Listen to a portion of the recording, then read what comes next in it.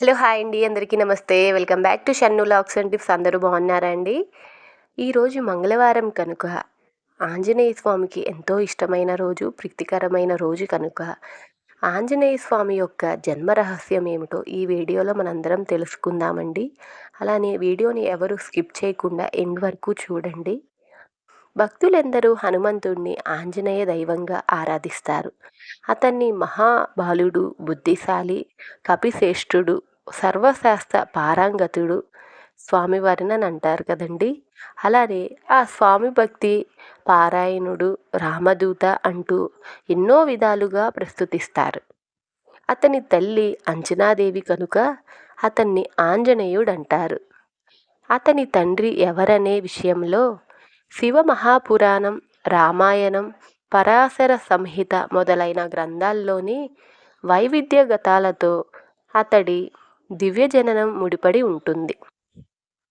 అసలు ఈ హనుమాన్ యొక్క జన్మ రహస్యం, హనుమన్ జన్మ కథ అతని తల్లి అంజనా కథతో సంబంధం కలిగి ఉన్నది. హనుమంతుడు అంజనా అనే ఆడకోతి మరియు కేసరి అనే పురుష కోతి యొక్క కుమారునిగా జన్మించాడు. గతంలో అంజనా బ్రహ్మ న్యాయస్థానంలో ఒక అప్సరసలా ఉండేది. ఆమె బాల్యంలో ఒక ముని తపోభంగం కలిగించినందున శపించబడింది. ఆమె బాల్యంలో కాళ్ళు ముడుచుకొని ధ్యానం చేసుకుంటున్న కోతిని చూసి ఆశ్చర్యంతో ఉత్సాహభరితంగా చిన్నపిల్ల అయిన అంజనా కోతి పైన పండ్లు విసిరింది. హఠాత్తుగా ధ్యానానికి భంగం కలిగిన కోతి రూపంలో ఉన్న ముని నిజరూపం పొందింది. కోపంతో అంజనను ఆమె ఎవరితోనైనా ప్రేమలో పడినప్పుడు కోతిగా మారమని శాపం ఇచ్చాడు. అంజనా చేసిన తప్పు తెలుసుకొని ఆ మనిషిని క్షమభిక్ష పెట్టమని యాచించింది. మరియు ఆ ముని శాంతపడి ఆమె కోతి రూపంలో ఉన్న ఆమెను ఎవరైతే ఇష్టపడతారో మరియు శివుని అవతారమైన శిశువుకు ఆమె జన్మ ఇచ్చినప్పుడు ఆమె శాపం నుండి విడుదల అవుతుందని వరమిచ్చాడు. అందువలన శాప విమోచనానికి అంజన భూమిపైన జన్మించింది. అడవిలో నివాసం ఏర్పరచుకున్న అంజన ఒకరోజు ఒక పురుషుడిని చూసింది మరియు ఆమె అతనితో ప్రేమలో పడింది.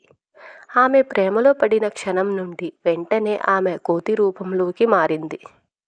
ఆ మనిషి అంజనా వద్దకు వచ్చి తన నామధేయం కేసరి అని, కోతులకు రాజును అని తనను తాను పరిచయం చేసుకున్నాడు. అంజనా కోతి ముఖం కలిగి ఉన్న అతనిని చూసి ఆశ్చర్యపోయింది మరియు ఇచ్ఛానుసారం కోతి మరియు మానవ రూపాలను మార్చుకోగలిగిన శక్తిగల అతనిని చూసి అబ్బురపడింది. అతను తనను వివాహమాడమని అంజనాను కోరాడు. అంజనా మరియు కేసరిల వివాహమైతే అడవిలో అయితే చేసుకున్నారు. అంజనా శివుడికి పూజలు జరిపి తపస్సు చేసింది. సంతోషించిన శివుడు ఆమెను కోరుకోమన్నాడు. అంజనా ముని శాప విమోచనం కోసం శివుడిని తన కుమారుడిగా జన్మించమని కోరుకున్నది. శివ ఆమె అభ్యర్థనను ఆమోదించాడు. ఇంకోవైపు దశరథుడు అయోధ్యరాజు సంతానం కోసం పుత్రకామేష్టి యజ్ఞమైతే నిర్వహిస్తున్నాడు. తృప్తి చెందని అగ్నిదేవుడు రాజుకు పవిత్రమైన పాయసం ఇచ్చాడు మరియు దైవాంశ సంభూతమైన సంతానం కోసం ఆ పాయసాన్ని అతని భార్యలకు పంచిపెట్టమని చెప్పాడు. రాజు అతని పెద్ద భార్య అయిన కౌసల్యకు ఒక భాగం ఇచ్చాడు.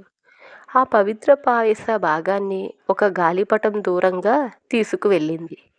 ఆ గాలిపటం ఆ పాయసాన్ని, తీపి ఆహారాన్ని అంజన తపస్య స్థలంలో పడవేసింది. మహాదేవుడు అంజనా చేతుల్లో ఆ పాయసాన్ని ఉంచమని గాలిదేవుణ్ణి ఆజ్ఞాపించాడు. పాయసాన్ని చూసిన అంజన అది శివుని దీవెనలుగా భావించి సంతోషంగా ఆమె దానిని త్రాగింది.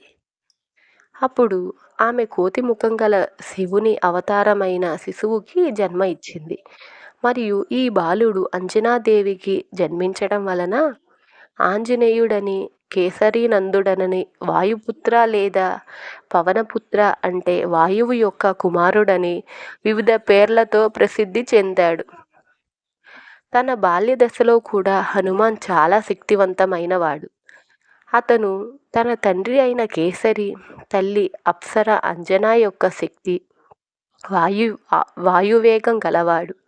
హనుమాన్ జననం వలన అంజనా శాప విమోచనం పొందింది మరియు స్వర్గం తిరిగి వెళ్ళింది. హనుమాన్ 7 చిరంజీవుల్లో ఒకడు మరియు శ్రీరాముడికి ప్రచండమైన భక్తుడు. అతను లంకరాజు రావణుడి బారి నుండి సీతను కాపాడి తిరిగి ఆ శ్రీరాముడికి అప్పగించాడు. హనుమాన్ కథ మన జన్మ యొక్క రహస్యం, అలానే మన శక్తి గురించి తెలుసుకోవటంలో మనకు చాలా సహాయపడుతుంది. ఇంతటితో ఈ వీడియో అయితే పూర్తయిందండి. ఈ వీడియో కనుక మీకు నచ్చినట్లయితే ఒక లైక్ చేయండి. మన ఛానల్ని ఎంతో సపోర్ట్ చేసిన వాళ్ళైతే అవుతారు. Thank you for watching. నమస్తే.